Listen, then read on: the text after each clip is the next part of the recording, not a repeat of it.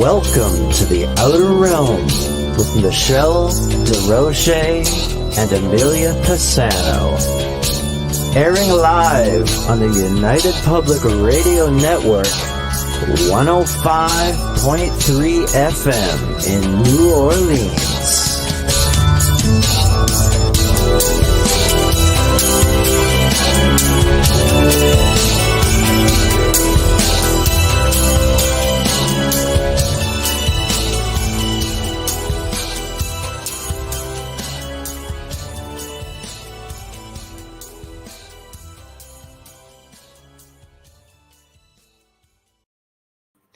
Good evening, everyone. Welcome to the Wednesday night segment of The Outer Realm. We are broadcasting live on the United Public Radio Network, UFO Paranormal Radio Network, 105.3 FM from the Gulf Coast, 107.7 FM from New Orleans. We're fully sponsored by the amazing people over at Folgers Coffee, who have been a part of our journey for the last few years. Thank you, Folgers. We appreciate you so very much. Couldn't do it without you, nor would we want to. Also, big thank you to Justin Snicker, a.k.a. Dr. Snick, the Sonic Surgeon, for the contribution of his time, his music, and his voice for the intro you just heard. He's an award-winning composer of Halloween, horror, sci-fi, and dark wave electronic music, which can be found on all of your favorite music streaming platforms.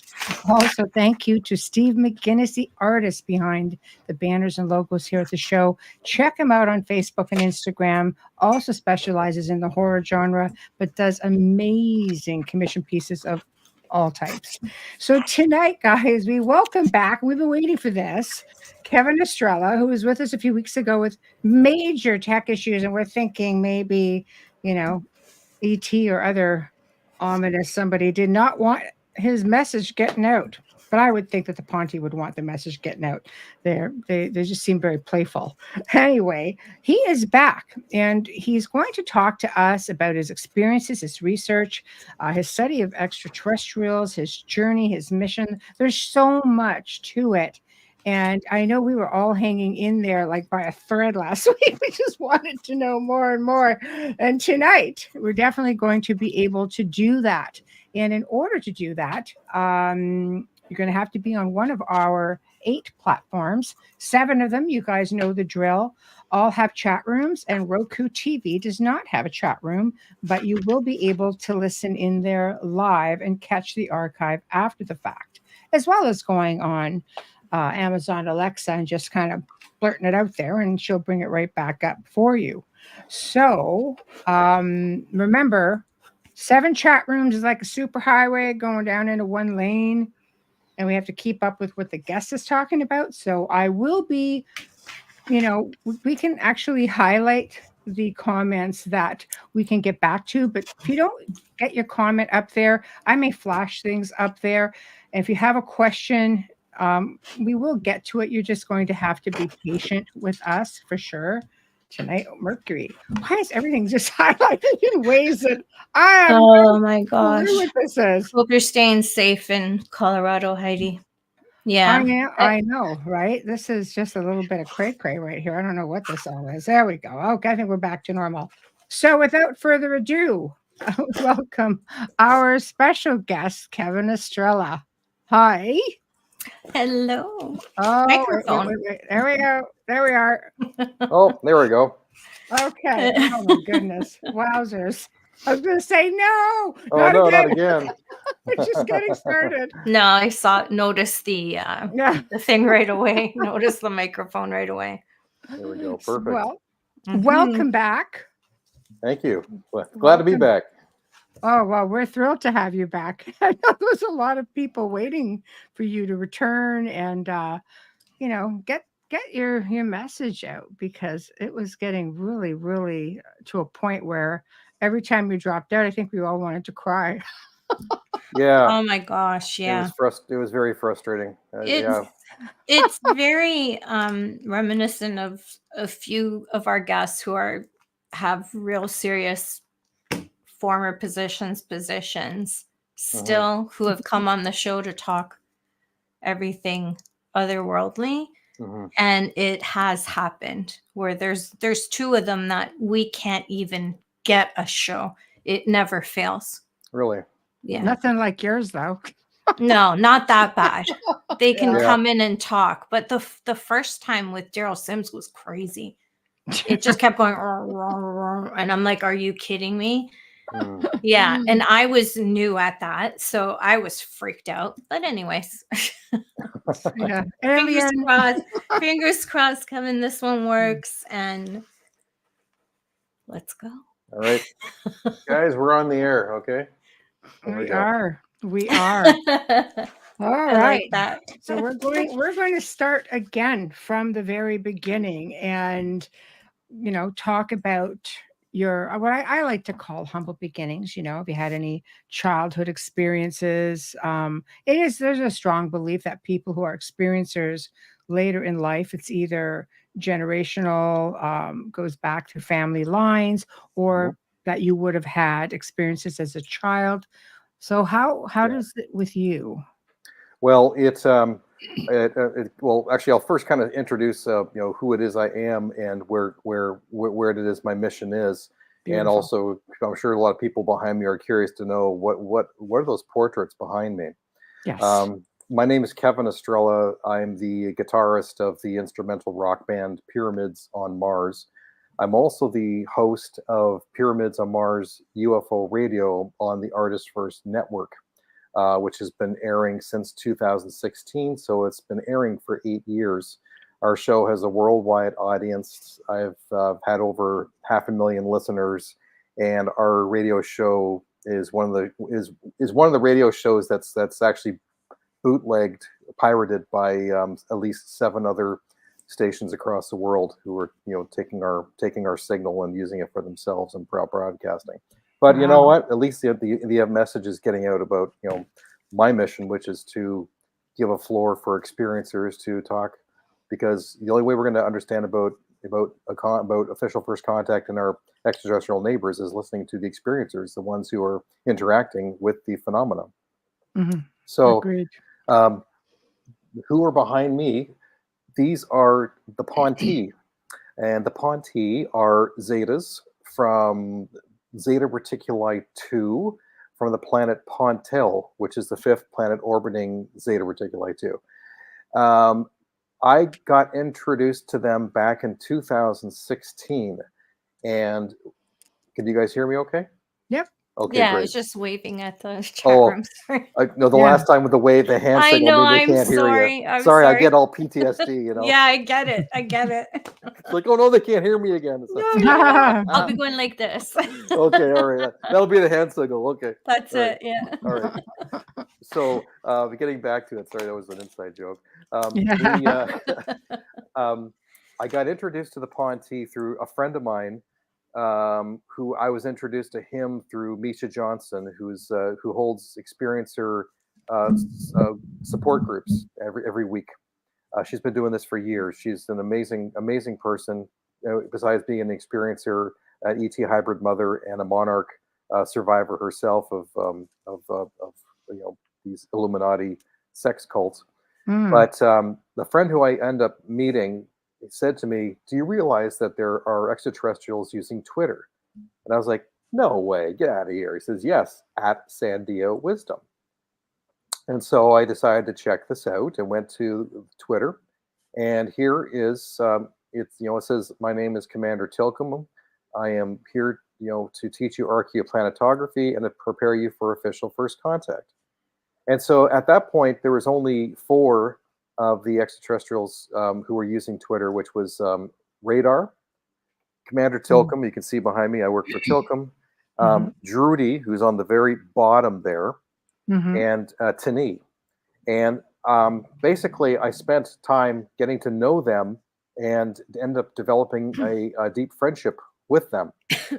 So my mission here is I work very much in sync with the Ponti. I've been working with them since 2016, and I'll be getting into more details. But that's the main mission of who I am and what it is that I do, is working for the Ponti. Okay. They visit me here all the time. In fact, this wall right behind me here, you can't see it right now, but it's covered in chalk markings. They come at nighttime and they just do artwork and do all kinds of crazy stuff and write all over the walls, all around my hallways. I got hieroglyphs over on this side near the bathroom, which I still don't know what they mean. Actually, they showed up. I've got handprints behind me over here, and I've got my whole back of my bedroom is like covered in this chalk dust mural. So they come here all the time. They bump the back of the couch. They love watching me play, my PlayStation 4. They're good friends. So, right. But getting back to your question about where things kind of began for me, I end up reverse engineering my life shortly after my major UFO encounter that took place August 21st, 2014, which actually the 10th year anniversary just happened last month. But I was studying extraterrestrials since I was basically in university. That's when I got very interested in the subject. And this is going back to the year 1994. And nobody had internet in 1994. People only had internet in 2000. But there was a guy on our floor in our dormitory who actually had internet. And he had downloaded all these schematics and drawings and diagrams from Bob Lazar of these UFOs, these Hanabus that he'd been working on. And so that's where I really started to get interested in, is this real? Is this really going on? And so then I ended up purchasing a whole bunch of Bud Hopkins books on alien abductions and read many of those books and really started doing a deep dive into the ET phenomenon. And then the movie Communion came out, and that was really it was a huge it had a big emotional impact on me, and I think it did for a lot of people. It was very real. Some of it was kind of scary, but the overall message was I knew that we were not alone. And so as when internet finally came in, I started doing a lot of research with Richard Hoagland's stuff, Enterprise, Project Enterprise, and the anomalies on Mars, and the anomalies on the Moon, and other anomalies within our solar system. And then they were started showing images of like talking about alien bases on the Moon. And I thought that was absolutely preposterous, thinking there's actually alien bases on the Moon. How ridiculous is this? Until I started looking it up myself. And then when I went to on the internet on Facebook and typed in alien bases on the Moon, all of a sudden all these images that NASA had taken of towers and structures and airbrushed things out, and lots of airbrushed things out. And then I was having flashbacks to my childhood. And it was like, I've seen these pictures before. What is going on here? And then I realized that these airbrushed out pictures that they were showing on the Moon were the same airbrushed pictures that that were in this massive moon book that was in my doctor's office when I was 4 years old. So this is going back to 1976. And in my doctor's office, he had this huge book. It was a big picture book, and it had a picture of one of the astronauts on the Moon, in his space helmet and stuff. And I was always gravitated to this book, and I would go through it. And the book was about at least 1 inch thick, and at least 1/3 of the book was color pictures of the lunar landings and the astronauts on the Moon and doing all the kind of stuff. But then when you got deeper into the book, it was all black and white pictures that were taken from the satellite orbiters or higher up and stuff like that in different areas. And almost every page, everything they were showing had airbrushed things out. Everything was airbrushed out. There was even pictures that were like taking that the astronauts had taken of certain areas in the Moon, and things were airbrushed out. And I was like, what the heck is going on here? It didn't make any sense. Like, I'm a 4 or 5 year old kid. I'm not stupid. So I thought that, maybe if you it's like a scratch and sniff book, that if you scratch that area that's blurred out, that you'll see what they're hiding. And I do that, and nothing was happening. Then I thought, maybe if you hold it up to the light, you'll be able to see what's going on. And so I do that, and it's ridiculous. It's like there's no point. But they were definitely airbrushing things out in this book in the 70s. And because the technology wasn't so good back then, it was blatantly obvious that they're covering something up. And here it is, 30 years later, I see the same images. So, at this point, I still hadn't had any ET contact. But through all my research and learning and educating myself about the phenomenon, my friends' kids, they would call me the alien guy, and I was always getting presents that had an alien theme to it. And I was just kind of known as the alien guy. And I remember in the year 2000 going out in my backyard and just, looking up at the skies and just, calling on the grays saying, look, I'm here to help. I want to raise consciousness of the ET presence. I want to help. Please give me an opportunity. I'll do anything. And so at that point, that was my awakening of knowing what it is that I truly wanted to do, what I felt like was my mission. However, I would have to wait 14 years for that mission to begin. And then that's what takes me to August 21st of 2014. And so then August 21st, 2014, it's 10:30. I had just gotten my kids to bed. And then I step out. I live in Hamilton, Ontario. And I step out onto my porch. And I live in a very, it's a big subdivision. And it's just off of Upper James, which is one of the busiest streets in Hamilton. So within 7 seconds of me stepping onto my deck, there appears behind my neighbor's tree comes this object. This is within 7 seconds of stepping onto the deck. It was like it was waiting for me. This object comes out from behind the tree, and it's a disc. It's like this disc, it was very symmetrical, and it was orangish red, almost like it was like glowing like coals. And it was just moving across my backyard like this, just like that. Very slow. And I'm going, what the heck is that? And you're not far from the airport. No, actually I'm not. I'm only like 15 minutes away from the airport at that point. Yeah, not even. Yeah, not even. No. But this thing was like, it was orangish red and glowing like coals, but it also had like mist that was coming off the top of it and the bottom of it. It almost looked like spray mist. It was just like coming off the side and the bottom. It looked totally unearthly. But at first, when it appeared behind the tree, I honestly thought it was a meteor. I thought it was a huge meteor that was coming into the atmosphere. But then I realized that, wait, that's moving really slow. Wait a second, that's right over the neighborhood. It was like 125 feet off the ground. And did anybody come out and see what this was? No. Wow. No, nobody did. Wow. And the thing is, you have to remember, like this is a 10:30 at night. There's people walking their dogs, driving their cars. It's just right off the main freeway. It should have people should have been taking pictures of this thing and it should have been all over the news. Right. So it comes out from behind, and it was only maybe 100 yards away from me, and it was about 40 feet in diameter, maybe 20 feet high. Really close. Like it was really close. I probably could have thrown a rock to be able to hit it. And then it just moved across my backyard just like this, this object going like this. And then it just turned away and started going south towards Bimbrook, just like that. But then as it turned away, I realized that it no longer had a light source, and the object was completely black. Okay? But also I noticed that the ship, or this craft, was oblong. It was like a football, shaped like a football, like that. Right. And it was moving away.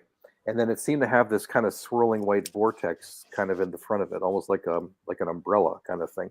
And it just was totally silent and just left. And then at that point, I didn't even know if it was a UFO. I didn't even think it was a UFO at that point. I didn't know what I was looking at. Because the other thing about this object was that it was two-dimensional. So it had height and depth. It had height and width, but it had no depth. It looked like a flat piece of paper. And that was the other thing that was totally confusing me. It was like, I'd never seen anything like that. This thing displayed physics that you can't even, it boggles your mind, And I realized 6 months later, I discovered that what I was actually seeing, the light, that orangish red, was actually a plasma stream.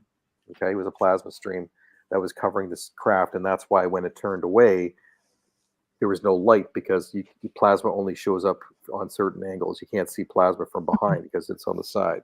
Right. So, but I learned that a little bit later on.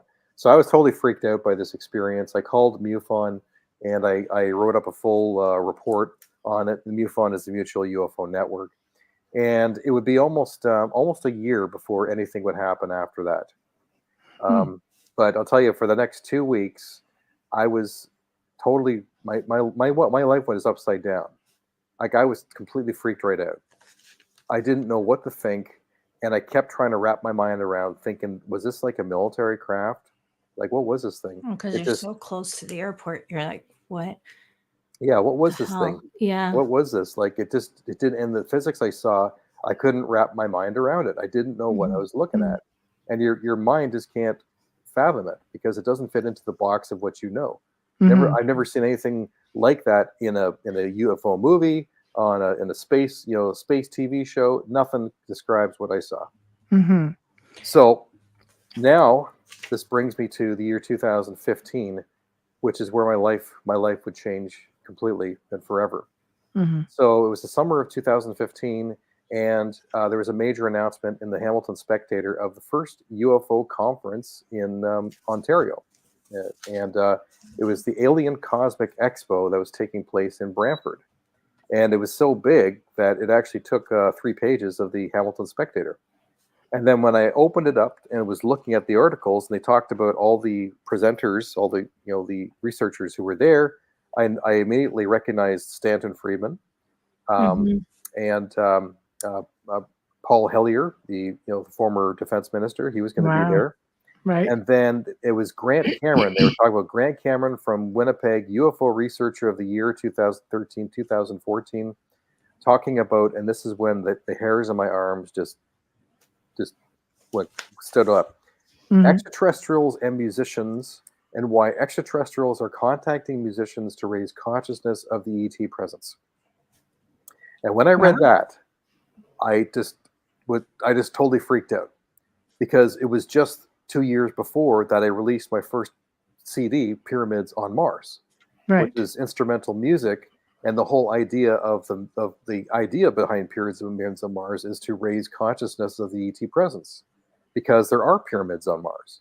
And I was writing music in a very emotional way, communicating at a very, very deep level of myself, and we'll get into the significance of that and why that got the ET's interest.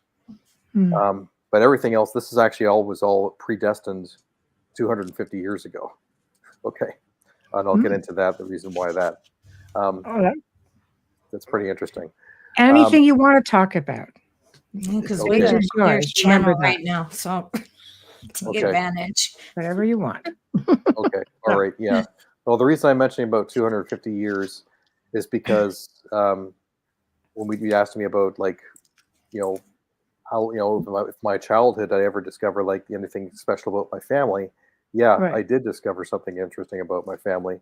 Last year, I got to talk to the Ponte, and I asked them, about that craft in 2014. I said, was that your craft?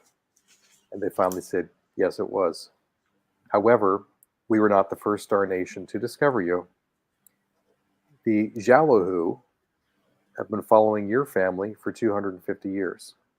Now, the Jalohu are Jalohu. It's XALOUCH or something like that. Wow. Okay. And they are a Zeta race, but they're they look like the Ponte, but they're more like 6 or 7 feet tall. And it was Newall I was speaking to, who was on the information desk that morning when I was speaking to the Ponte.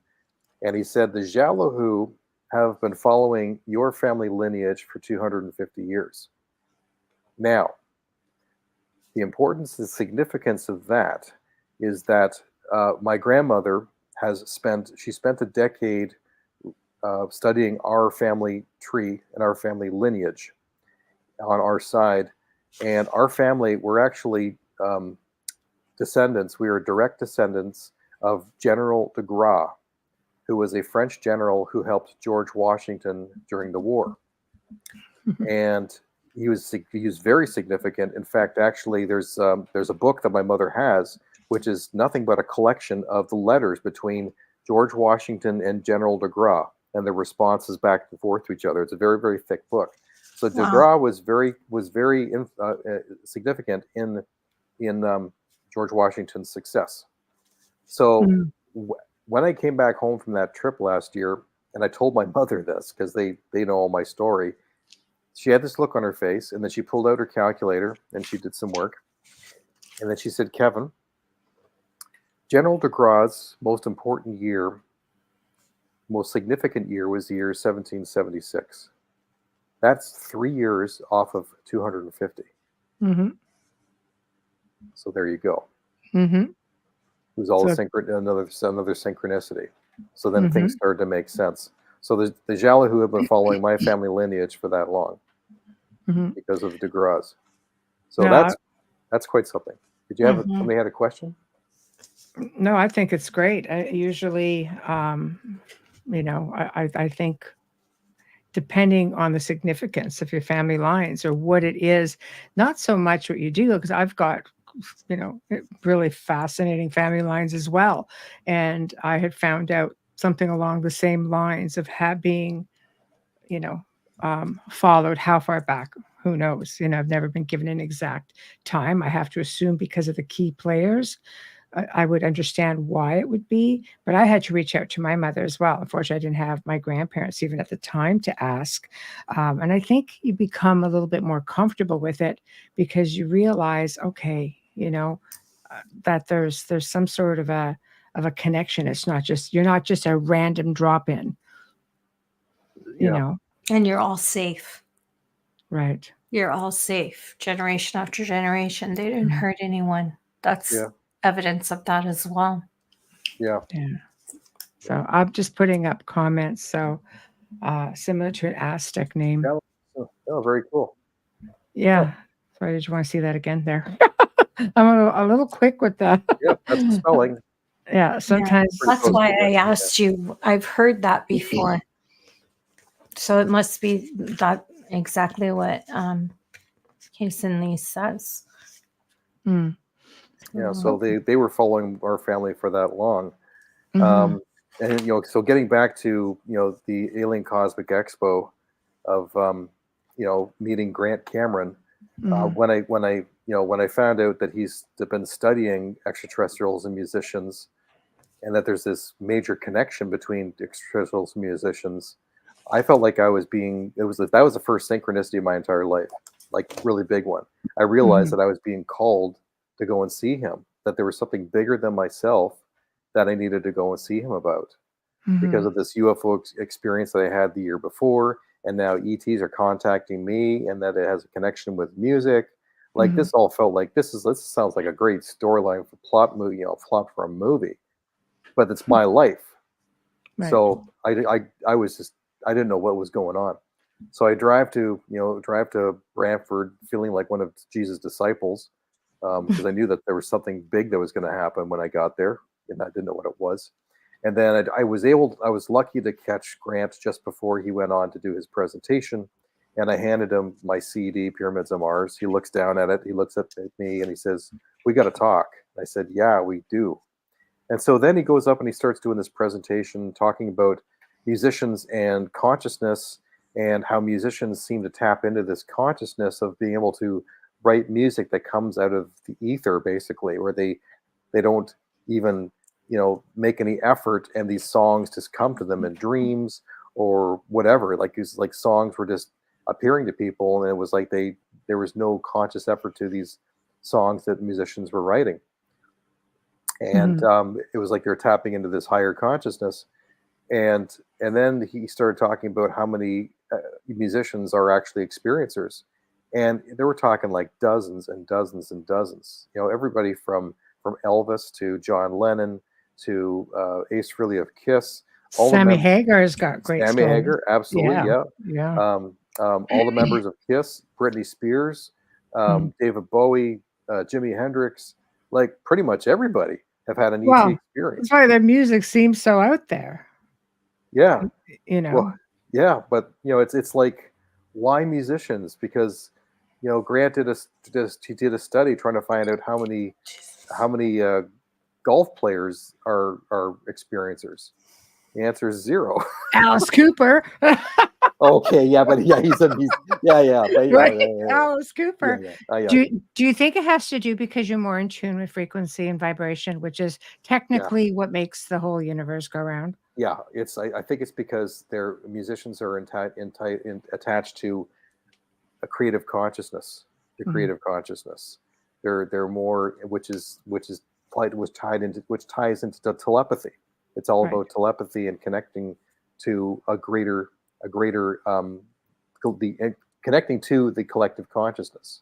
And that was something that I didn't learn about until around the 2018, because the Ponte started talking about the edge of the black. And I was like, what's the edge of the black? And here's the thing. What the Ponte explained was the exact same thing as what Grant Cameron was explaining, but it was from the extraterrestrial perspective. So as Grant was saying, it's like these, musicians are tapping into this frequency, this consciousness, and the music is just coming to them in dreams, and they don't even know where the music's coming from, and the music just seems to write itself, And he talked about Chris Bledsoe, who's a very famous experiencer. Yes. Who talked about the importance of the song "Kashmir" by Led Zeppelin. And when they wrote that song, Robert Plant didn't even know what he was writing. And if you read the lyrics of that song, it sounds like an extraterrestrial talking. I know, but they think it's all psychedelics. People listen to them. Oh, there's just psychedelics. No. Because Chris Bledsoe was told by the Guardians, the message is in the music. That's what the Guardians told Chris Bledsoe. And Grant Cameron had no interest in looking at musicians, the connection between musicians and extraterrestrials, until he said it's also in the song After the Gold Rush by Neil Young. And then Grant Cameron's ears piped up, what? After the Gold Rush? Neil Young? He's from Winnipeg. He's from my town. There's something into this. I better start looking into this. And that's because of that was the significance as to why Grant started looking at this stuff. Because as he says, he's not a musician. He's a musical idiot. He knows nothing about music. Doesn't get it. Right. But he started doing all this research. There's a book that came out before Grant Cameron's book. Grant Cameron wrote a book called Tuned In: The Paranormal World of Music, where he talks about musicians and mentions all the musicians I mentioned, and talks a lot about different stories from these musicians of the experiences they had.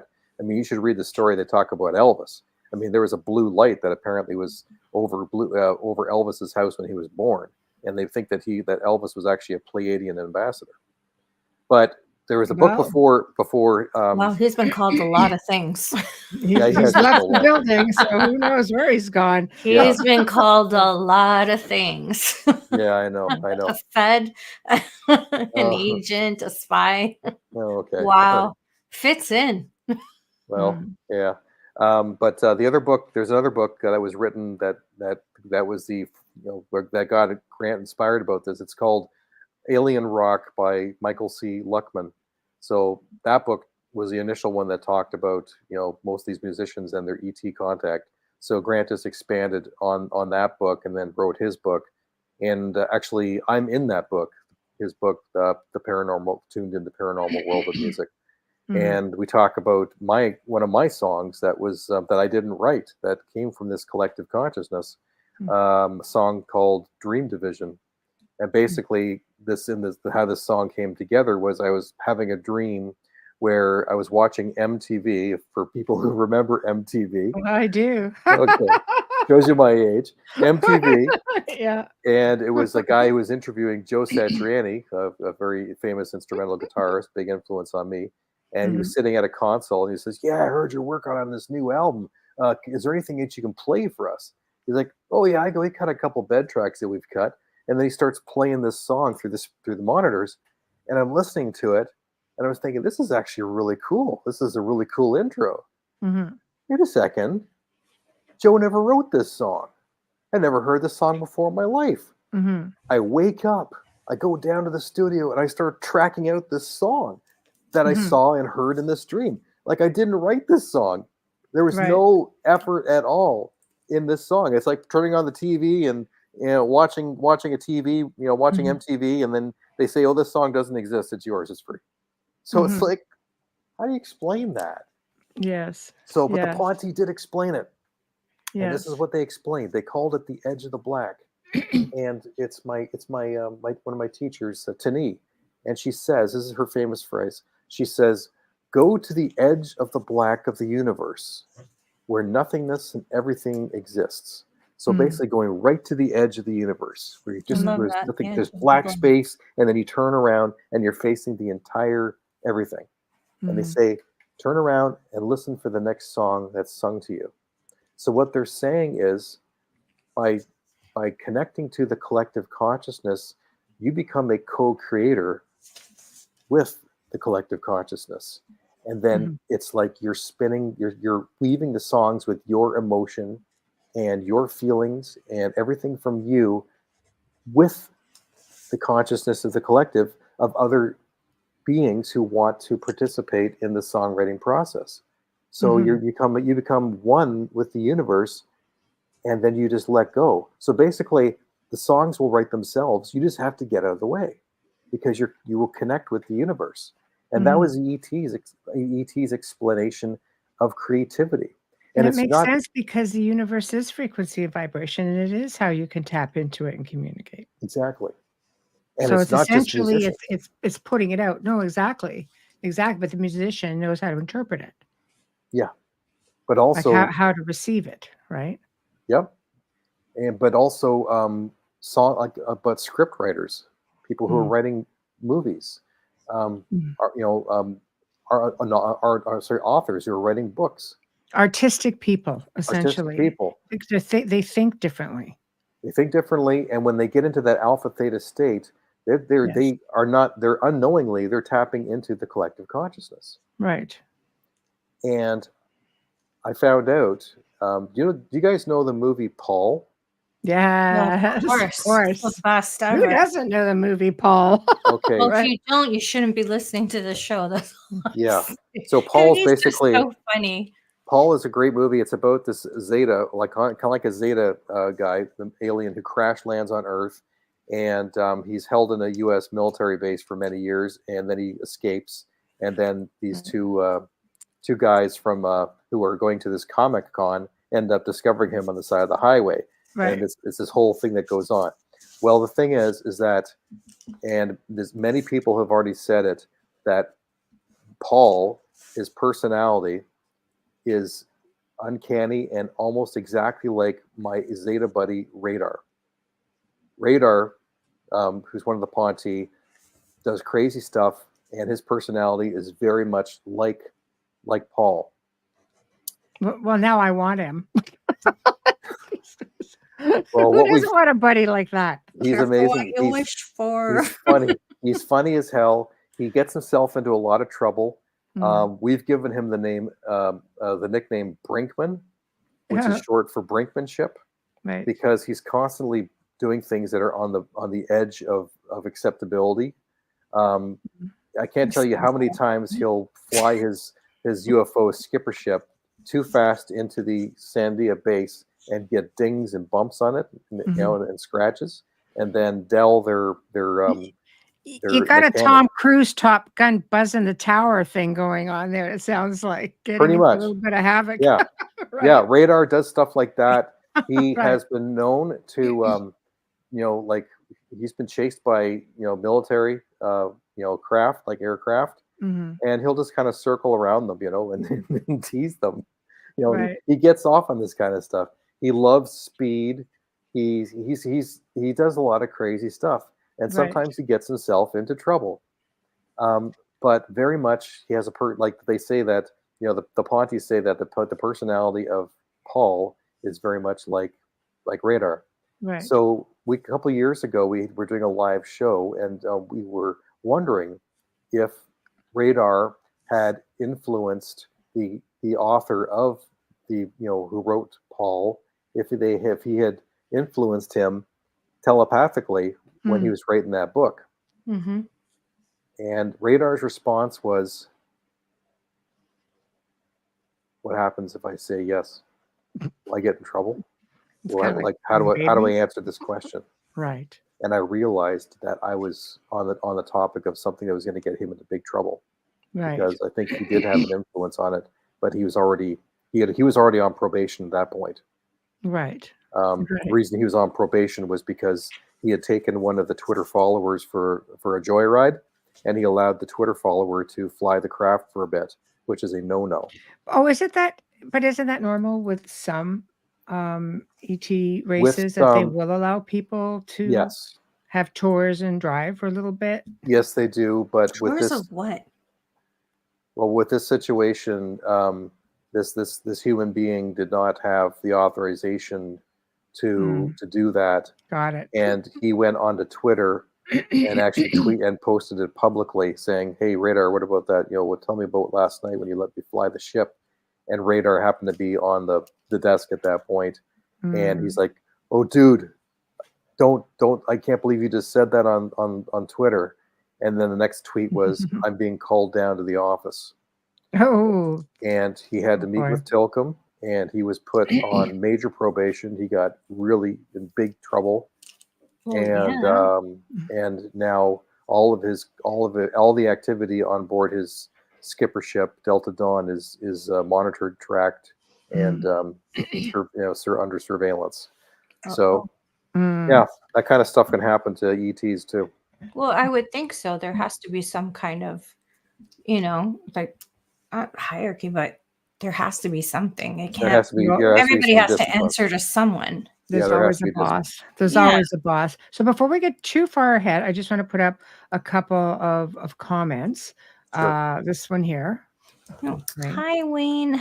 Getting back Wayne to music. My musician friend told me in confidence, you blew it, Wayne. I'm just kidding.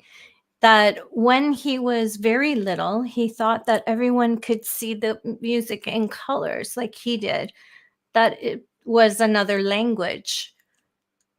All into itself. Thank you. Yeah. Yeah. Actually, That's fascinating. Yeah. Music is definitely a language.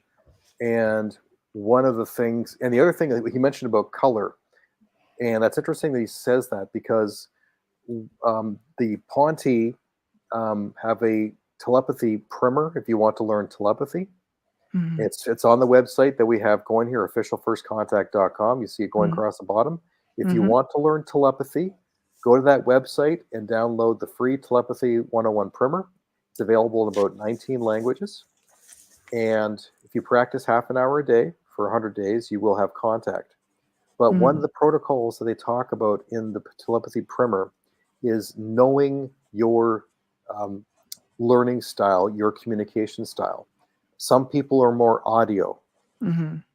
Some people are more visual. Some people are more kinesthetic, like touching and temperature and stuff like that. And some are like, but a lot of us are a mixture of both. So mediums can react through color just in their sight, from their mind's eye. Color is very prominent. Sure, yeah. And Vegas does not like it. So that would be a thing, right? Yeah. Yep.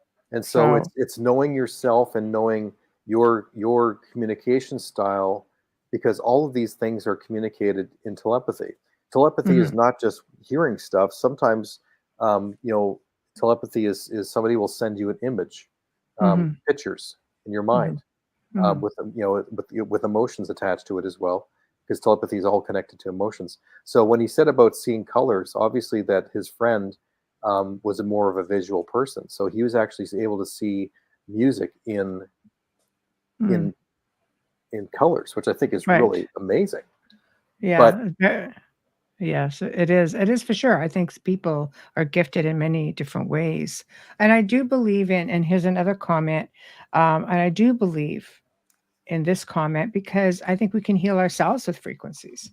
Wayne says, it's said that the angels sing in order to heal people. It's not the words, but the frequencies that do the healing. It makes sense, because when you go to physio, they have the ultrasound kind of frequency for pain.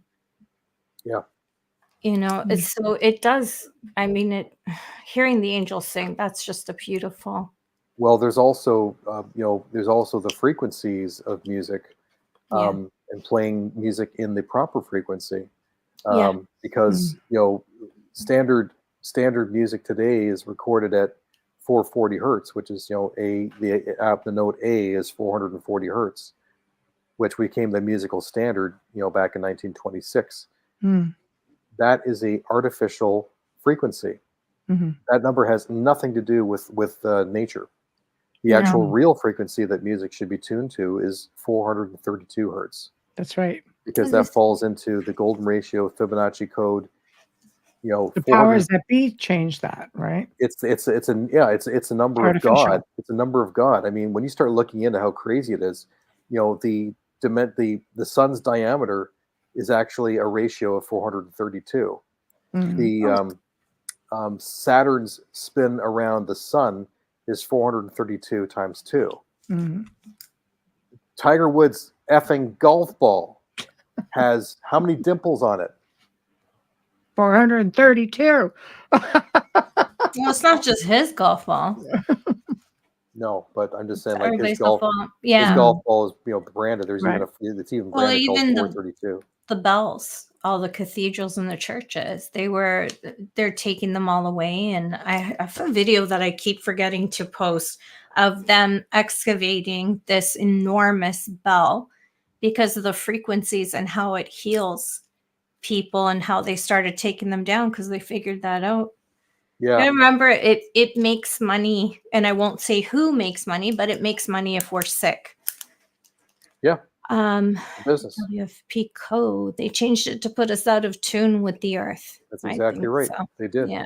With a lot of things, for sure. They poisoned our music by the frequency. And if you're sensitive, you can really pick up on that. There's a lot of music that I can't listen to. And I used to play piano and flute. And so there's stuff that you can't listen to because it just literally, you're so in tune to it, it's off. Yeah. Do you feel like that? Yeah. I think most people in music 440 just does not, it doesn't resonate with me. I know it's not natural. No. I tuned all my music 432 years ago. Somebody mentioned about Gregorian chants. I listen to it a lot. Those are the best. That's an interesting thing. I wonder, Gregorian chants music physically healed the body. I'd like to know about that too. I wonder, but I wouldn't be surprised. I would not be surprised.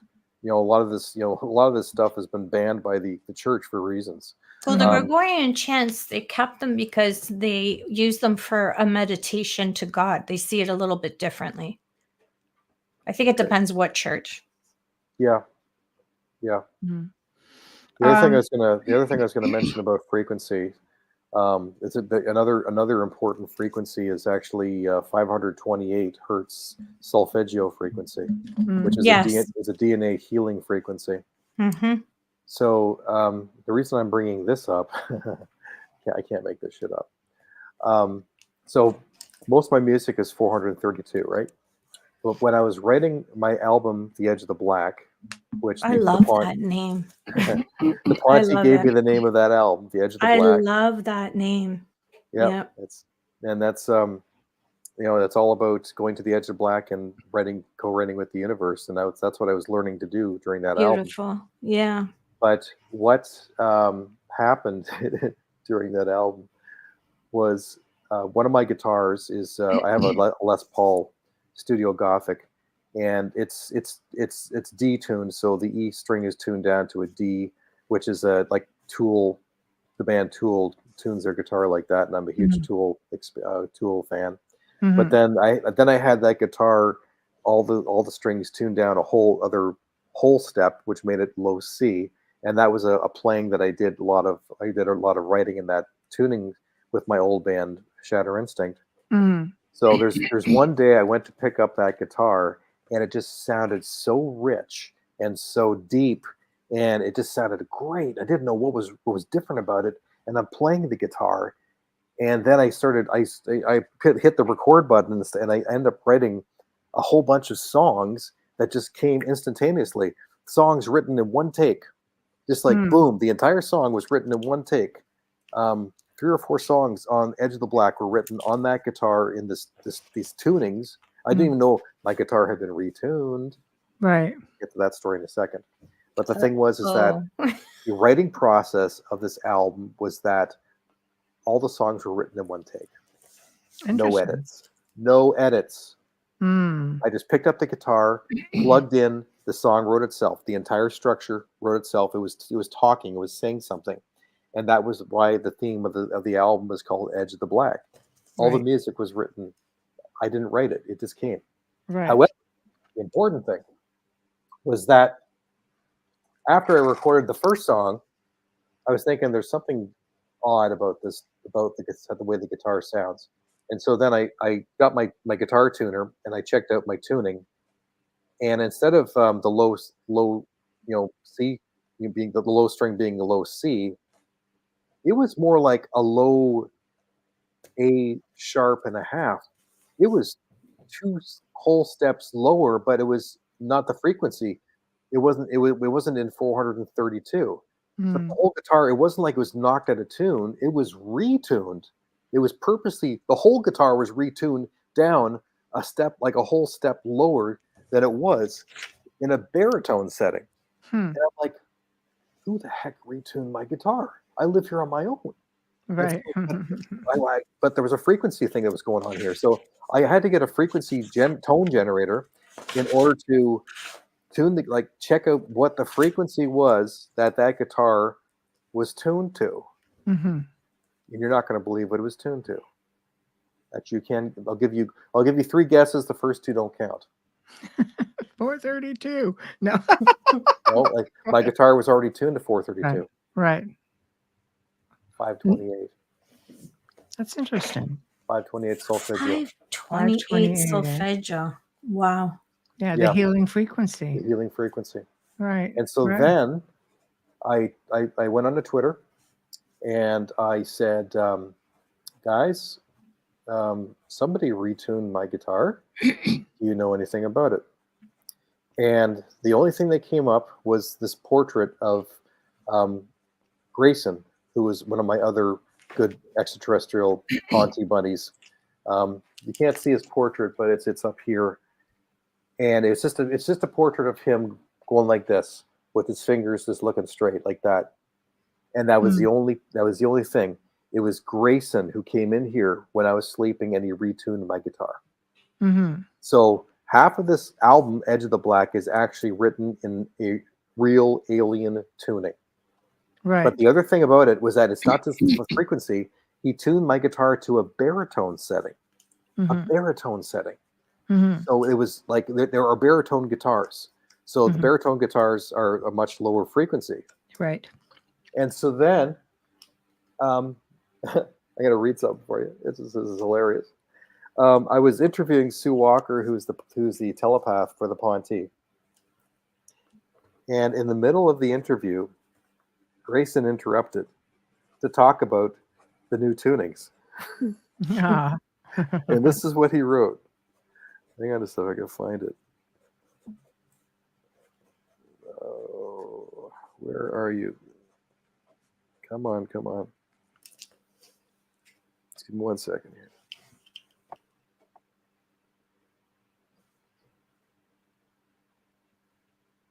Oh, where are you? So we're just going to read off. Oh, here we go. Got it. Okay.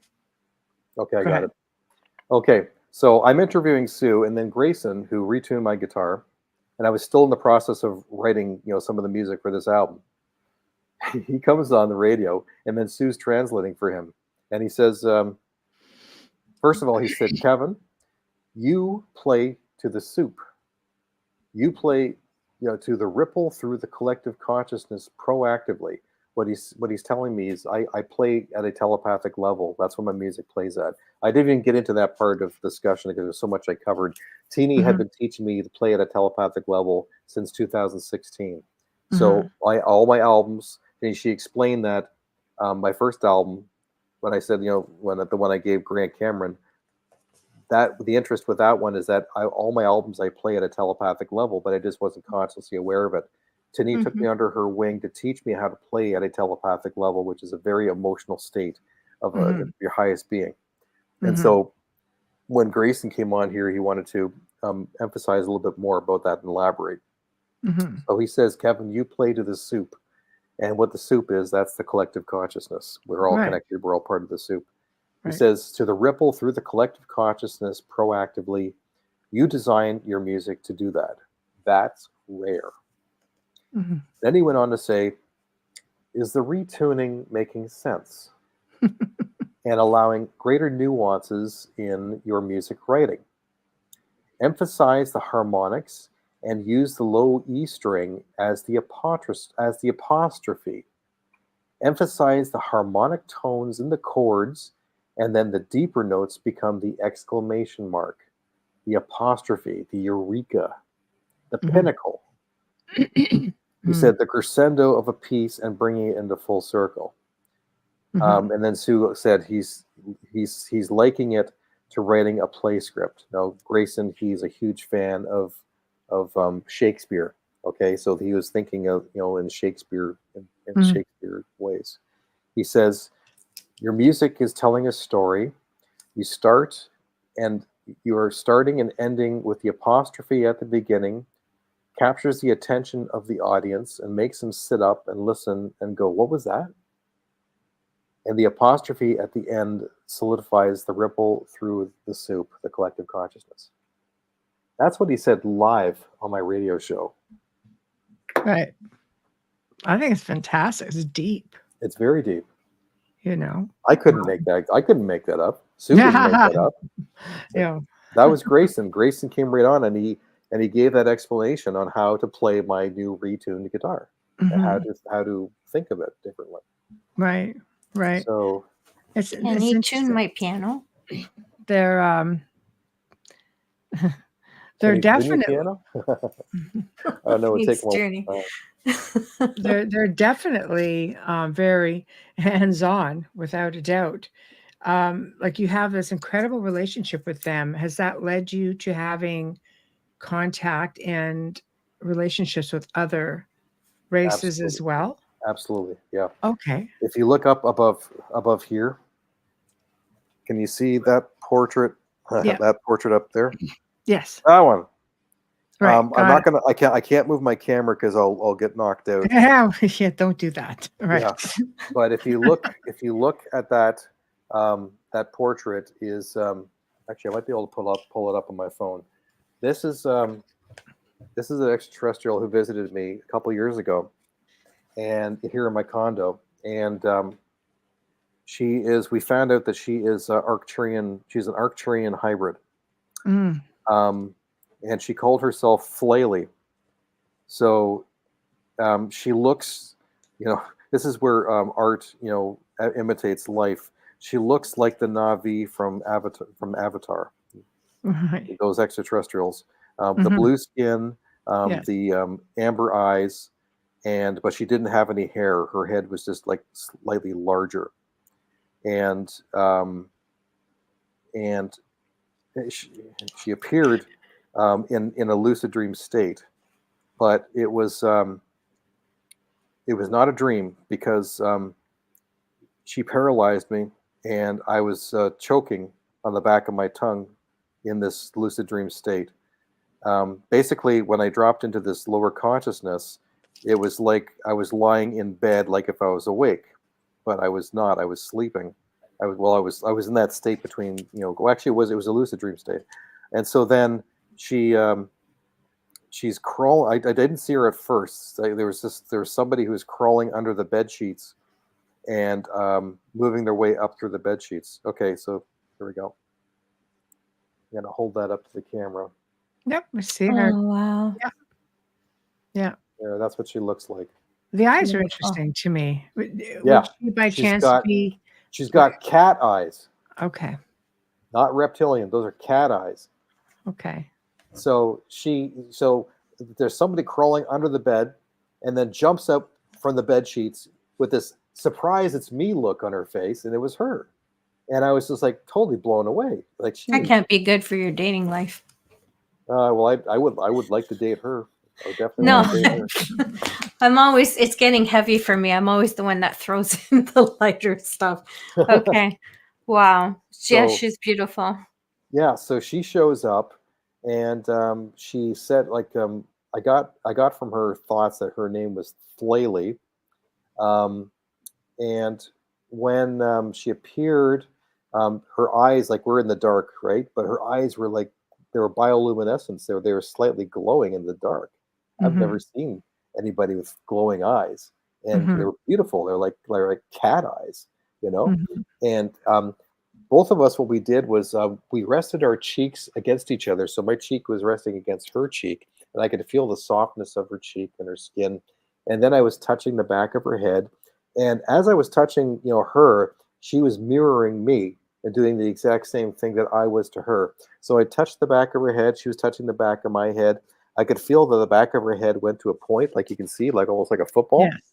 Right. And then I was touching her arms, and I could feel that she had very coarse hairs on her arms, almost more coarse than like a beard. It was interesting. Oh. It was, yeah, but Well, her maybe skin, they're for feeling. her skin was cool to the touch. And then she sits back, and I'm looking at her, and I said, "How did you find me? Was it did I call out to you, and you came to me?" And then she just laughs, and it was like this girly laugh, like a 20-something-year-old, just and then I got this telepathic side thought from her that it was, "Do you think all of your visits are initiated by always you?" And I was like, "Huh?" I didn't understand what she meant by that. Right. And then she turns her attention to my night table, and I had on my night table in this dream was a watch. And she's like, "Oh, is that a watch? Can I see it?" And then she reaches over and she grabs this watch, and then she puts it on her wrist, and then she's playing with the knobs and stuff like that, and she's just fascinated with this watch, this old ancient technology. And I realized that, like, the watch wasn't actually on my desk, in the real world. Right. It was from my memories, because it was a watch that I had 10 years ago that broke. So somehow she telepathically went into my memories and saw something that was of interest to her, which was that watch. And so then she's playing with it, and then I said, "Yeah, you can keep it." And so. And then after I woke up, it's like, that the watch wasn't really there. Right. But the other thing was that I don't think her name was Flaley. That was another. It's like she went into my mind to find a memory of mine that to find a name that suited her, because Flaley is the name of. There's a book called Watership Down about rabbits, and one of the main characters in that book, his name is Bigwig, if you watch the movie, but his real name is Flaley. His nickname is Bigwig. His real name is Flaley, but you would only know that if you watched that movie or read the book. So I think she went into my memories and found a name that suited her. But she never even so said, random, though. Like, it's just so obscure. It is obscure. It's something totally out obscure. of something you've read or watched. Yeah, so they can, because telepathy is so deep, they can go deep into your memories and pull things out that are there from your whole entire life. And that's why us as humans, we need to learn and develop our telepathy, because if we're going to communicate with extraterrestrial nations, we want them to be as honest as we would like them to be as honest to them. I think you'd have to work on overcoming fears before anything else, because of the conditioning, because of the constant barrage of fear mongering, by governments and powers that be. I don't think, if this is going on, it's going on in the background on a need to know basis. Like, I don't think it's being encouraged. We within the community, we know that, yes, it's okay to do this. But I think in mainstream everything, they are projecting a really big degree of fear. Heck, just think about most of the movies that are out there. You do get some like Contact and Communion. Contact was a little bit more lighthearted. There's very few movies like that. But when it comes to, I mean, heck, even The Day the Earth Stood Still, a Klaatu, it's just like from very early on, we were conditioned to fear this sort of contact. So how do you recommend, overcoming fear and then maybe working on these abilities? Do you think you can do it first and they still have, Well, I would not have any of my extraterrestrial contact if I had the emotion of fear. Exactly. So that's the first thing that I had to learn at an early on when the Ponte talked about contact, because they have a protocol that they follow, right, in order to be able to make contact with any Earth Terran, which is what they call us, Tiwa, or water people, humans. There's 3 rules that they have to follow at any visit: cause no fear, do no harm, leave no trace. So if you have fear in your heart, they can't make contact with you because it's going to break their protocols. Also, any contact with an extraterrestrial, their abilities, their consciousness abilities are so more advanced than ours. Their spiritual levels are so much more advanced than ours that they're trying to come down to our level, but we also need to kind of move and up to their level, because to kind of meet somewhere in the middle. But you need to get over your fears if you want to have contact with them. And that's why the telepathy primer, as I said, is a great way to start learning your telepathy, developing your own telepathic abilities, and getting over your fears and learning how to open yourself up to communicating with your mind to who's out there, all our star brothers and star sisters. And your contact may be as simple as you going outside and you're seeing a star that seems to be moving across the sky. And then you say to it, like, blink, blink. And then it goes back at you. And all of a sudden, your life has just changed. I've had that. It's a simple thing, but it's awesome. It's very exciting. We have a lot of Twitter followers who videotape that. It's on the website of them doing that, and the Ponte blinking back at them. So that is. How do you get around, the scary looking dudes like the reptilians and the mantis and, Well, to me, looks can be deceiving, right? To me, they're not scary at all. Okay. But most people might think opposite. Well, that's because they're Earth human. They need to get over their fears. My first extraterrestrial visitation was from a reptilian. You want to see what she looks like? Yep. Absolutely. Are you sure? Yes. They're scary. Yes. I'm just joking. Well, I don't know. Maybe she. Maybe growly though. I'll tell you that. Maybe she is scary to people. I don't know. I'm the scared one, not Michelle. But she was the very first extraterrestrial to visit me, and once again, it happened in a lucid dream state. But I was in my apartment. And I was like halfway asleep, and all of a sudden I could hear somebody coming up the stairs into my loft. And then I wake up and the sound was gone. And I knew that there was somebody in my bedroom. And then the next time I was halfway asleep, and then I could hear somebody crawled up the stairs to my loft. And then I could hear the my duvet being ruffled around. Shoot, hang on a second, I went too far. And then I woke up. And then the sound went away. And then I realized. I'm not laughing at you. I'm laughing at Kat. Yeah. Okay. Yeah, and then I realized that there was somebody who was in the room who wanted to meet with me. And so then that time I allowed myself to start falling asleep. And then I heard my bed sheets being ruffled around. And then I was knocked into this, knocked unconscious into this lucid dream state.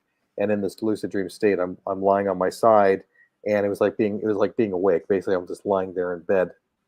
And then there was somebody who was in the bed behind me who was kind of settling in, and I couldn't see who they were yet, and I had no fear whatsoever. And then then they turn around, they grab my shoulder, push me down on the bed, so I'm like I got both my shoulders, and then she sits on top of me. And this is who was sitting on top of me. I can't see. Oh, okay. Okay, so very like Klingon sort of. Kind Just of. taking control. Right. Yeah. Right. Yeah. Right. Okay. So Interesting. Yeah. yeah, and she had her scales, like very small scales. They Mhm. were light green, and then she had almost like bluish green scales that went across where her ears were, down her neck. She almost looks a bit hybrid. Yeah, I think she is. Yeah. Um, yeah, I think we think that she's actually sauroid, which is they're reptilian, but they're native to Earth. Right. Okay, they live Yes. underground. Yes. So if you have you ever heard of the Lacerda interviews? No. Well, You I should might check. have to listen to them, just not Yeah, the the Lacerda interview title. is very fascinating. It's an interview with a reptilian female. Yes, yes, yes, Um, yes, yes. I've heard. yeah, definitely check that out. I believe that is a real interview. Hmm. So this reptilian, she had amber eyes. They were like reptilian eyes. She had kind of a small snout, and then she had a slit for her mouth, and then her head was bulbous like this, looking like like almost like a clove Hmm. of garlic. Hmm. And then she had this blue. It was a blue mohawk that was hanging down over her head, like Right. really punk like. Right. Like Yes. I wonder if sometimes they can change their appearance and appear to you in a way that makes you comfortable. It's a that's projecting an image. Right? that Yeah. that is possible too. It's the same Yeah. thing like possibly Flaley. She may not look exactly like her picture. She may have something slightly different with her face that might Mhm. be a little bit more scary. I don't know. Maybe she Mhm. has sharp teeth. I don't know. I didn't see it when No, that's what they I'm saying. appeared. I wonder if yeah. Well, you're going Yeah, to have individual looks from any race. We're all different. yeah, we're all different. We have to get used to the fact that there are multiple different nations Mhm. out there who are Mhm. going to look different than us, and Mhm. Yeah. we have to get over those differences. It's like Mhm. you can't look at a reptilian or look at an alpha draconian and say, oh, he looks like a demon. He's a demon then. No, but you know what? I think through religious conditioning or religious descriptions of demons, I think a ufologist or an experiencer would look at a reptilian or an alpha draconian and go, "You're an alpha draconian," or "You're a reptilian." Whereas a religious person might say, "That's a demon," Yes. because because the image. So maybe it's just a translation thing Yeah. through our belief systems throughout the Yeah. planet. For mediums, when you're looking if you're working in the dark side of things, they will mimic anything that gives you the most fear. That's why I'm asking, is it the opposite where they create, this visual for you that is pleasing and comfortable for you to be able to communicate with them? Well, it's really hard to say. I mean, like, the way they appeared in looking to me, I did not find offensive. I didn't find No, offensive at all. that's what I mean, like, they're doing it for you. I'm saying in the dark side, they'll do it for the opposite reason. The Okay. more the fear they can instill. And I wonder with aliens, with extraterrestrials, with other beings, if they change the way they look or appear to us so that we're not as afraid for those of us like first time or out of Mhm. kindness, not out of Yeah, deception. they do that. Yeah, Yeah, that's what I'm to calm saying, us. not out of deception, out of kindness and Yeah, to, yeah, make it that's more comfortable. yeah, that's why a lot of people who have had contact with greys, sometimes the greys will appear as a 3-foot rabbits, standing next to their bed, Mhm. or Yeah, owls. People, a lot of yeah. owls. It's A a lot lot of of Alice, owls. and I know the owls is a big one. What about odors? Mm. Yeah, What kind of odors are familiar? So this are people who may be having experiences. Sometimes report getting odors before they'll actually get a visual. I've never had that. I've never had any odors. Um, Interesting. I know another friend of mine, Jeff Demers, who's had visits with the Ponte. He's talked about the smell of like ripe banana, or kind of like what did you describe it as, like almost like banana mixed with caramel. Oh, sometimes. that sounds like a great ice cream. I was just gonna say that's bananas Foster dessert. Yeah, Yeah, at least that's pleasant, because some people will say, no, it smells like sulfur, which is something else in the paranormal that that's paranormal. represents Yeah, something more malevolent. Like there seems to be a crossover between the two, and then smells of like, it's always something all kind of mechanical. I've never had that experience. So. Interesting. Oh, that's really very, very interesting when you say that. It's just stuff that gets put out there. I mean, some of it's documented stuff, so that's why I was putting it towards to you, because you seem to have had visits curiosity. with different beings. I've actually not had any experiences with odors. Okay. But it's funny you mentioned that. But I do know, I have a lot of friends who have Sasquatch encounters, and Sasquatch have a very pungent odor, which smells like wet dog mixed with poo. Yeah, That's what I heard. Yeah, wet dog mixed with poo is what a Sasquatch smells like. Well, they're in hot places, and it's humid in the forest. Yeah, they don't always bath either. No. I got a funny story I could tell you about Radar and the Sasquatch. Sure. So Radar, his best friend is a teenage Sasquatch by the name of Kie, and there's a Sasquatch clan that lives in the Valles Caldera in New Mexico, which is about a 45-minute drive from Sandia Mountain. And Radar likes to hang out with Kie. And there was one night where Commander Tilcomb was not at the information station. He was on the moon base attending meetings. And so Radar thought, well, if the cat's away, the mice will play. Of course. And so he invited Kie. He got a larger skipper ship, and he said, hey, why don't you get some of your buddies, and we'll have a movie night in the observation deck. And so he picks up his Sasquatch friends. And this is during a summer, part of the summer where it was like kind of a drought season. So the Sasquatch were fairly pungent. So he picks up the Sasquatch and he brings them back to the information station, and they all go into this. It's like a movie room basically in the observation desk higher in the part of the mountain, and so they were watching a movie, having popcorn, and making a real ruckus. If you can imagine, Sasquatch. They can make a lot of noise, especially like say if they're watching Star Wars, and then Chewbacca shows up on the screen. They'll all go crazy for that. I've heard about that, but anyway, so word got out. somebody snitched on Radar, and so somebody ran down to the room, opened the door, and the floor is just covered in popcorn, and the smell in the room of the Sasquatch. That poor Ponty, his eyes were just watering. And he goes to Radar, Tilcomb knows. And so Radar had to clear them all out and take them back home, and he got major crap when Tilcomb got back. So that's a true story. That is funny. That is funny. Oh my gosh. So what do you got to do to get that kind of a gig? You pull off a CE5. So let's talk about CE5s.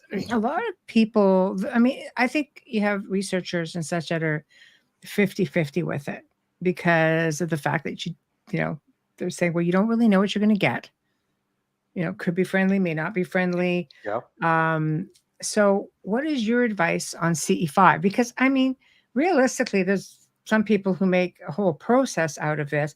I've in my own experience, probably because I've had experiences as a child and I've already had that connection, I've never had to do anything like that. I've been able to just do it with a thought telepathically and just and have had several experiences. So what is your advice on CE5? Yay or nay, and what's the best way? Well, actually, it's yay. It is yay. Okay. I actually have something that will answer that question even more. Give me this 30 seconds. I'll be right back to show you, okay? It's no problem. We're going to do a station ID while you're doing That's that. a good idea. Okay, Yeah. because I got something that talks about this subject. Okay, perfect. Oh, I'll be right back. okay. Yeah, no Well, I'm going to problem. mute you for a minute and we're going to go. All right. I'm gonna need a sip of water because salty dinner. I keep doing that on show night, and then it's like, okay. Right. We're just going to pop them out for a quick minute. So let's go. Sure, no problem. You are listening to The Outer Realm with Michelle Desrochers and Amelia Pisano, coming to you live from the beautiful city of New Orleans on 107.7 FM radio, as well as the Gulf Coast on 105.3 FM radio. We're live on Roku TV, Rumble, YouTube, sometimes X, and Facebook group pages. Listen to us on Alexa Prime and approximately 250 streaming platforms. You heard me. And if you haven't, you will. You'll hear us all. Just check out those platforms. Our guest tonight, returning guest, because the first time was a tech disaster and he's too interesting not to bring back, is Kevin Estrella, and everything, knock on wood, is going so smooth so far. So let's just keep that going. And if you're just tuning in, don't worry, because we have all of our episodes on archives, okay, on SoundCloud, and we post them on our Facebook page as well.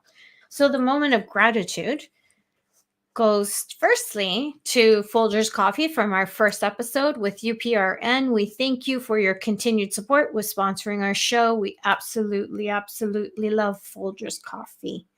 Our fabulous banner and promo media is courtesy of Steve McGinnis. He's a horror illustrator and an artist. Steve also creates custom commission pieces, and you can find him on Facebook. Thank you, Steve. Our intro and outro is courtesy of Dr. Snick, the sonic surgeon, aka Justin Snicker, award-winning composer, vocalist, and musician. You can find his music on Amazon and Bandcamp and stream on any platform. Find Dr. Snick on Facebook and Instagram. Thank you, Justin.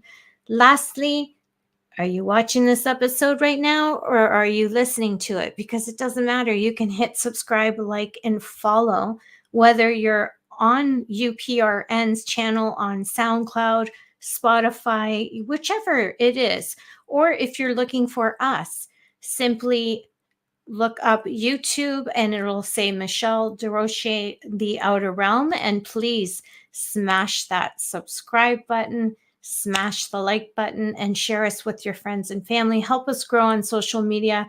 We are big and strong in audio, and we're trying to grow on all of these other platforms so we can maybe bring you some more show and tell.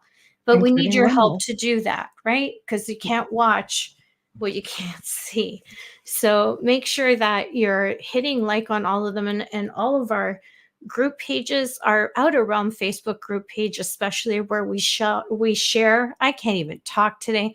We share information, and we share our information about our guests. We share the promos, our links, but we also share things that Michelle and I are reading or have just happened in the news of, high strangeness and history. So it's really interesting. It's fun. Come by, say hello, give us a like on Facebook, and we always respond. And don't forget Rumble, because some of the shows that we cannot have here on YouTube do end up on Rumble. I did say Rumble in the beginning. Yeah. So just definitely go. We've just started with that, and it's definitely picking up. We have a lot of there's a lot of views. So obviously we're doing something right. But our censored stuff, censored here, is definitely there. So you can go and check it out and so on. So yeah, less censorship for now. Right now, they're trying to go after them the same way they're trying to go after another certain popular platform. So, go check it out for sure. Anyway, thank you. So Kevin, are you ready to come back on? We good? Yeah, just nod. Yeah, okay, good. We're good. There we go. All right. We're back. We are back. Yes. And we were talking about CE5s, yay or nay? Yes. Okay. And the answer is yay. CE5s are a way of being able to initiate contact with star nations. And I've done a couple CE5s. Some of them had some activity. We did one last year in Sue's backyard after our radio show, and we ended up seeing one of the clouds that was in our vicinity. Sue saw some strangeness going on with that cloud, and then she talked to the cloud and said, "Hello, cloud," and then all of a sudden the cloud just went, psh, it just disappeared right in front of our face. But speaking about CE5s, Sue, like I talked about Sue Walker, she is the telepath for the Ponte. So the Ponte made contact with her in 2015. She is a professional telepath.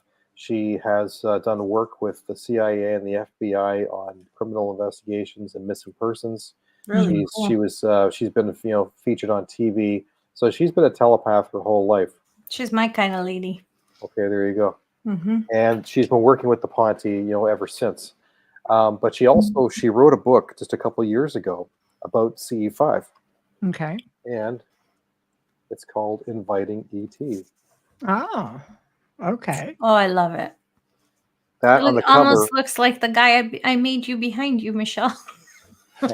Yeah, that's PETA on the cover, and he was the first Ponte that I ever met when I was awake. He showed up in my apartment, and he looks exactly like his portrait. Wow. But regardless of that, she wrote a book about inviting ET, which all talks about how to have a CE5 and how to do it safely. It has a lot of chapters. It covers a lot of ground. Like I can show you. There's a lot of chapters in a lot of detail. Wow. Lot of detail. Yeah, that's quite a bit. I'm not done. Not done. Oh, my word. Yeah. Wowzers. Yeah. So Wow. it covers everything in regards to how to do a CE5 properly and safely, and what you can expect and what to do if certain things do happen. So, like in case the military swings by instead. No, it's more like, what if an ET actually shows up? How do you know they're an ET? Wow. Yeah, that's what I meant. How do you know if they're right-minded or wrong-minded? So you have to use your intuition for everything when you're having a CE5, because you never know, who may show up. It's like a seance almost. Well, it's funny you mentioned that, because that's one of the things they say. Do not bring a Ouija board, no seances, anything like that. Shouldn't have electronics. Making sure you get permission for whatever place that you're going to have a CE5 that's safe. Let's get into some of the chapters. What ifs of facing your fears, because if you're going to have a CE5, usually star nations are not allowed to show up if you are fearful. They'll never be at my place. Because if you're fearful, they're probably not going to show up. That's good. Yeah, that's good to know. So, and Stephen Greer has some excellent protocols in regards to how to meditate as a group, to bring your consciousness all together as a group, and then project in regards to your location of where you are, so that they can see from their perspective of where you are, where you're located, so they can see your light. And to summarize his 45-minute seminar, because I took it, I was there. It was excellent. Basically, after doing a lot of ohms and meditation, getting yourself into a lower consciousness, you envision what your group looks like from 20 feet above your heads. You also have to have maps. You have to have maps of your area, so that you know what the topography looks like from space of the area that you are in, because you're going to be telepathically projecting those images of those map spaces, and you're moving further and further away of what it looks like from your perspective, moving further and further away, so that they can envision from when they're in space of where you are on the planet. And then until you bring your consciousness into space, and then you're talking to them from there. And then that helps to, direct them in the direction of where you're going. So that's the Coles Notes version of, or what they call it, CE5 for dummies. Well, I'm really glad that you said if there's fear, they won't break that, because I do have a lot of fear. So it's good to know that. Yeah, you need to, if you want to have any kind of ET contact, you need to come over your fears, because they're not allowed to make contact that way. Good. Contact. Okay, that's good, because then they're not intrusive. No, That's good. The majority of them are benevolent. They have a lot of kindness, the Ponti. So yeah, the Ponti. I've met with like 8 different extraterrestrial nations. The Reptilian, the Ponti, Tall Whites. You've mentioned the Mantis as well. Mantis. I've had 3 encounters with Mantis, which were really amazing. I became a telepathic translator for an Alpha Draconian who was 16 feet tall at a UFO conference. That's a whole story on its own. I've had ET contact. I've had Sasquatch visits, and Umo, which are a human race from the Virgo system. They showed up in my apartment one time, and that was the first time I actually saw them physically with my eyes. That was incredible. And I've met with others that look exactly like us, that you can't even tell the difference. Yeah. And then of course there's Slaley, who Yorkshirean with blue skin. I've met with one showed up who actually looked like Alf. Not kidding you. See, that's projection for real. I think that was projection. Yeah, because he was everybody's favorite growing up. Yeah, one of them showed up as Alf. Everybody loved Alf. I also had one show up, and she showed up as Holly Berry. Well, that sounds like projection. That's something my husband would do. She was not hard in the eyes, I'll tell you that. Yeah, he would not have a problem with her projecting that way. Yeah. But getting back to the CE5s, she gets into topics of like, will the laws of physics be bent? Sometimes the laws of physics will be bent. She's experienced gravitational anomalies where at home, where all of a sudden her and her husband are floating in the air and then put back down. You may have strange smells that show up. You may have what happens if a portal opens up near the ground near you? What do you do? Well, one thing, you don't go near it, that's for sure. So it goes into a lot of detail of the possibilities of the what ifs of what might happen, and then how to handle it in a CE5 thing. But I mean, one thing, does she explain, because everybody's expecting to see a ship, they're not necessarily taking into account the terrestrial beings that we share space with, or those who can travel just dimensionally with a thought and just bop about. So CE5 is this geared mostly towards visuals with crafts. Okay. That's that for the most part, most CE5s will be at that level where you're seeing craft. Are you creating an invitation with that to have a visit though?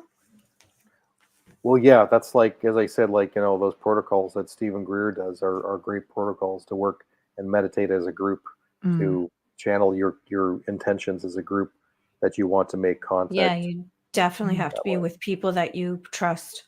Yeah. With something like that. Yeah. Yeah. It's important, because I tried having a CE5 with some groups, and they brought in some extra friends who were there just for entertainment purposes. That's what I'm saying, and it ruins it. It ruined it all because nothing happened. Yeah. No.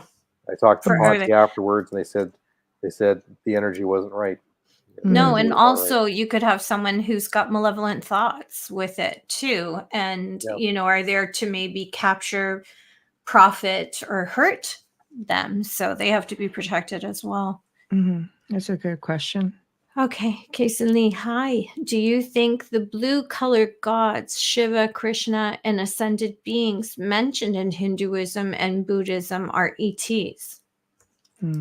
I don't really know, and I don't want to try and guess because I don't know everything. I'd rather not, give any information that could be false because I am not really familiar with, with Hinduism and Buddhism at that level. I know both of these, they're known as deities, and they're flying around and such, and walks like a duck, talks like a duck, quacks like a duck. Because that's also levitation with Buddhism and all that stuff. But they're not usually blue. So I don't know. It's a question that I can pose. Or do you think a lot of these? I mean, going back into the Book of Enoch and says, do you think a lot of these beings that throughout religious texts and such, flying on flying carpets, for example, or like the Ezekiel's wheel being like a craft? Do you think many of these may have been, like, spinning off this question, may have actually been ET beings? Yeah, I do, because I'm good friends with Chris Bledsoe. Yes. Who wrote the book UFO of God. I've known Chris Bledsoe since 2016.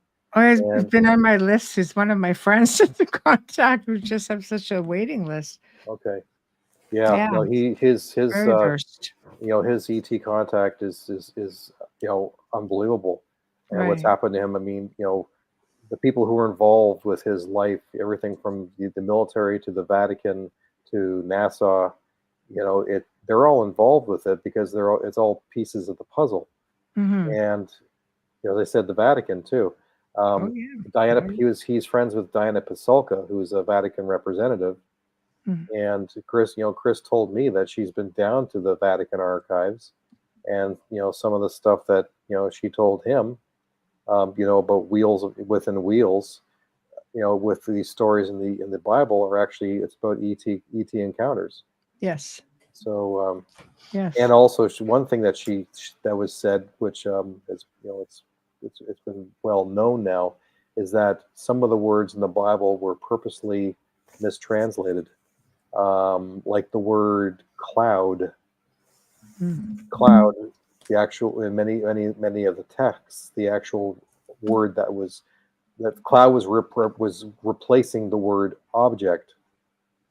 So if you go back and you start reading things like Ezekiel chapter 1, talking about the object of molten metal glowing in the sky coming towards me, all of a sudden it sounds very different. And that was what Diana Pasulka told Chris Bledsoe, and Chris Bledsoe told me. And then Chris Bledsoe was talking about, the exodus from, of Moses in the desert and these pillars of protecting them. They were all UFOs. Yes. Yes, I completely agree with that. I think there's a lot of things that are lost in translation, a lot of things that were left out, a lot of things that were reworded. The Book of Enoch, I always sort of giggle at it because he's, pretty much, your first sperm donor, technically, if you break it down as to what he said and then what he went on to say to his son when he left for the last time, and that he had hybridized or been part of all of this, and he was shown so many things, and he was, he had experienced so much, and he just evolved because of his contact. When the beings show you the future in the world, in the palm of your hand, it seems to me much like a device, perhaps, that he would have been seeing things and educated on a different level, but without being overly, graphic about it. I think Enoch really was probably one of the very first contactees to participate in hybridization. Very possible. See why it was left out. I mean, Ezekiel's wheel, that's pretty self-explanatory as well. However, it's still there. I understand why they left things out before, but why leave them out now? It's a different time. So let's hope they change that. But there is 54 miles of archives under the ground. Right. So that's a lot to walk. Can you imagine walking 54 miles working there? You probably get up, take a taxi, and go out in from somewhere else. Yeah. Hi, Kevin. Yes. I think there's a lot of amazing stuff out there. What I would like to, I just like to backtrack a quick minute, since we're coming to the top of the hour, slowly getting there. Dolphins.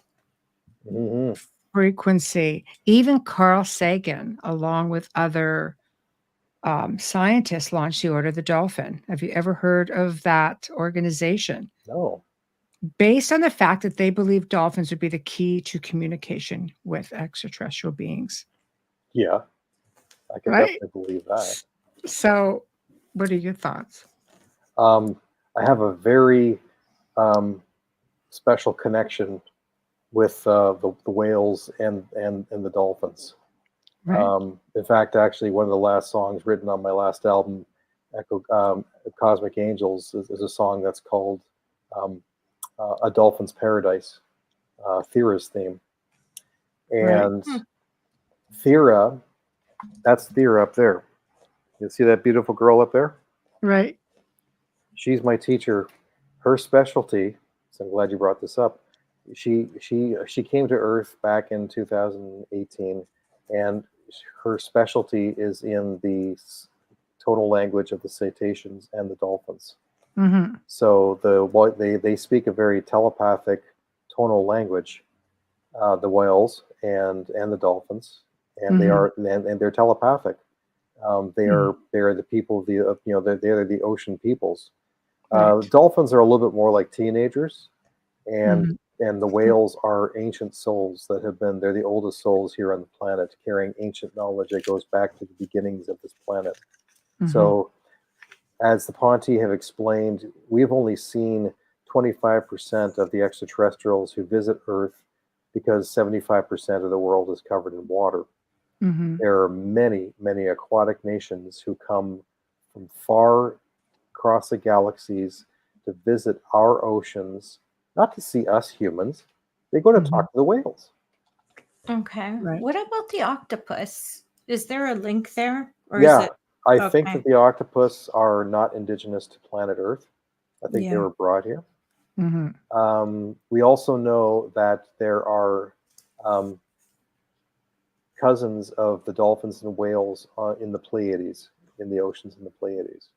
We got that confirmation from the Ponti this summer when we did one of our shows. Yeah. So we thought that was fascinating.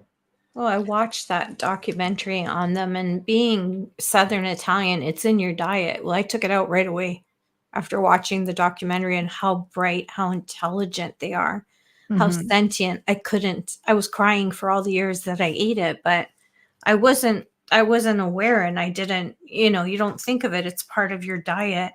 You were But eating yeah, dolphins? no, octopus. Oh, Oh, God, octopus. Dolphin. No. Have I Okay, played with them? octopus. Yes, but never a Okay. dolphin. No, I'm saying Octopus. octopus being Yeah. Southern Italian and, Mediterranean, it's in the diet. But no, I stopped eating it the minute that documentary came out. Yeah. That was it for me. Yeah. The octopus are very intelligent beings. Yeah, and you don't want it. It's awful. But that's humanity. Yeah. Unfortunately, I sent you a link though, Kevin, because they look at the Order of the Dolphin was sort of the origins of SETI, and I sent you a Harvard link just to have a quick Thank boo you. at it. But there's a lot of information out there on it, and because of what you do and the connections, you may find it an interesting read if you can dig around and start from there and move on to different articles on it. I found it very fascinating when I found it a couple of years ago, and did another show, entirely on different experiences with, looking at scientific things. And it was interesting to me that Carl Sagan had actually been a part of something like this, along with 10 other scientists, one being Frank Drake. So there's a lot of information. But when you think about it, I always got taken back to the Star Trek episode of the 2 humpback whales that they had to go back in time to get. I love that episode. Oh, I love right? that. I cry when I watch that. But doesn't it speak volumes? And then I turn around and years later find this article. I'm kind of like, that they all truly, connected. yes, It's all connected because the whales, yes. And the sad thing that I found out, that the whales, they carry a lot of ancient knowledge, and one of the things that Tani had me doing, because I was curious, I wanted to learn tonal language. Mm-hmm. They gave me a download many years ago, and like I've gotten a lot of downloads from the Ponte of information, and downloads are real. Like in the movie Matrix, when Keanu Reeves is downloaded, is like, shh, I know kung fu. That stuff is real. That's ET technology. They can download you with information, and then your brain processes stuff, and then you know stuff. And so they downloaded me one of the things. It was the tonal language of the whales, tonal language, and took me 3 days to recover from that download. But what happened? Well, getting back to the whales, one thing I learned about the whales is that when whales die, some of them will swim to the bottom of the ocean. Yeah. And they'll put their mouth into the earth. And they'll sing their last song into the earth. To have that information recorded into Gaia. Yeah, they're beautiful beings. And then they die. So the information will get lost. Now, what does that tell you right there? That's a connection that we could only dream to have. They live long lives, So don't they? connected. Yeah. They do live long lives. They do. I want to go kayaking and have one in one of those glass canoes and have one just come right under me. I love them.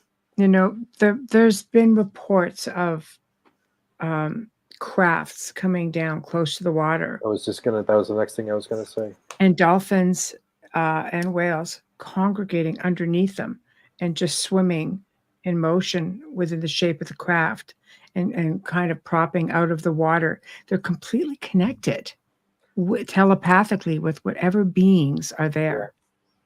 Well, I know Commander Tilcom, he goes and he communicates with the whales directly.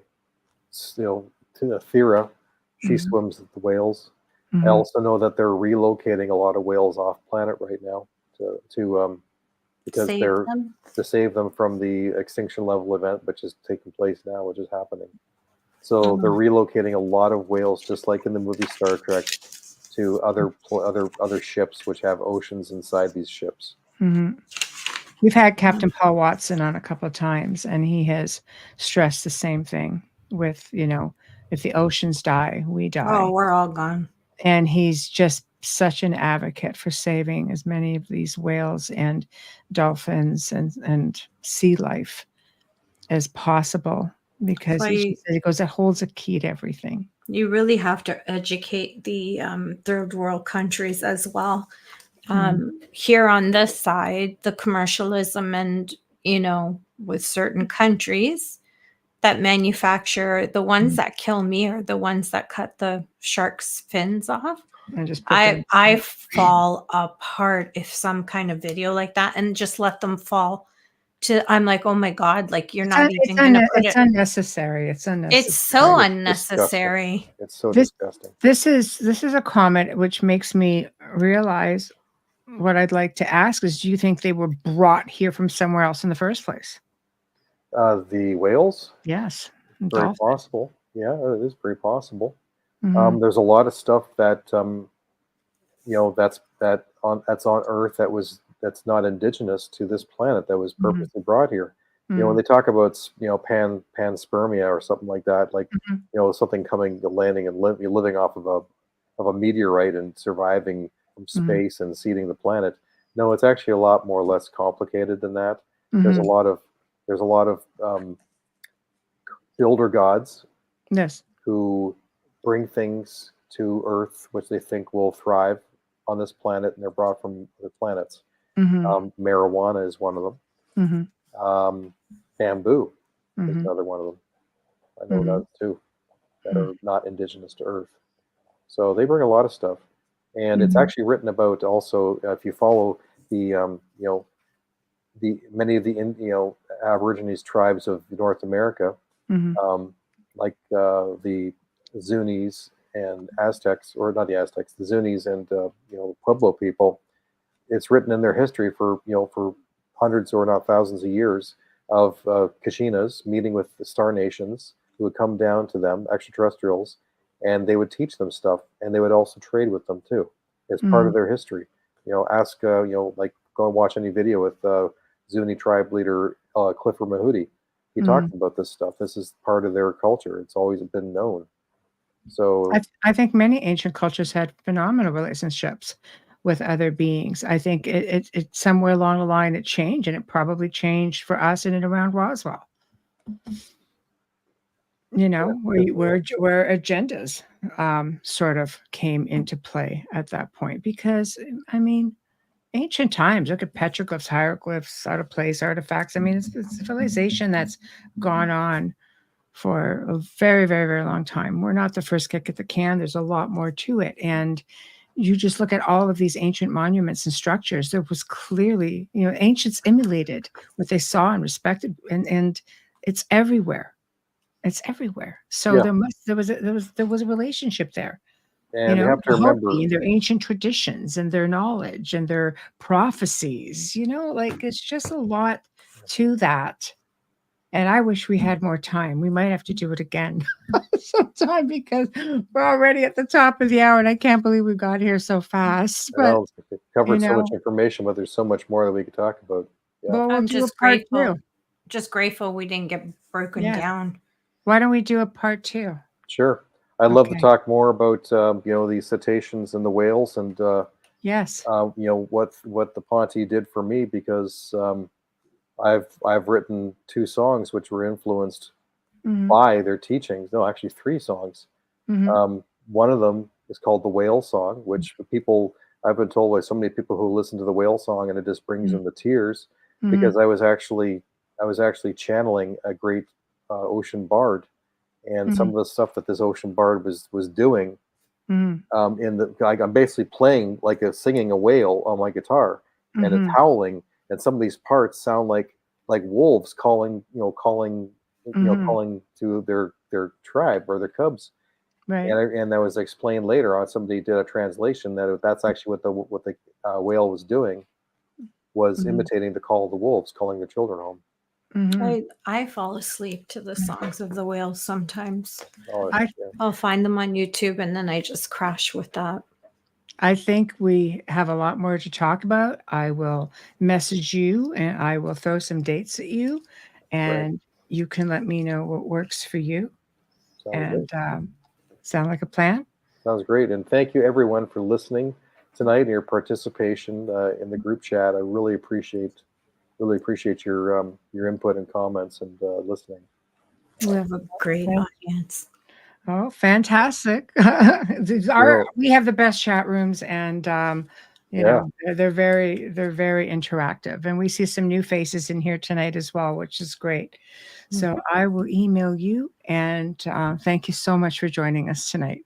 Oh, and anybody who wants to follow me, my website is pyramidsonmars.com. So you can listen to my music. You can find all my music from there. There's links to Bandcamp. If you want to buy it digital, it's all over platforms pretty much any platform you can find my music digitally. Pyramids on Mars. I have a YouTube channel as well, and follow me on Facebook, Pyramids on Mars. And I think you'll find my music very enlightening, because it's communicated on a telepathic level. Thank you. It's all in the write-up as well for the show. So if people just go into the write-up, they'll find all of that on the YouTube page, on the actual show here on the soundboard. So it's all connected anyway. And we also have your other website as well. And I think that'll be, I'm sure you're. Oh, my radio show. Well, I will have the official First Contact. Yeah. We got that. Anything you've sent me is up. Okay. Okay. So great. if there's anything else you want me to put in there, send it to me and I'll do an edit. Okay. Sure. Yeah. All right. All right. See you soon. Okay. Thank you. Thank you, everybody. Thank you so much, Kevin. Thank you. Thank you. Bye. Right.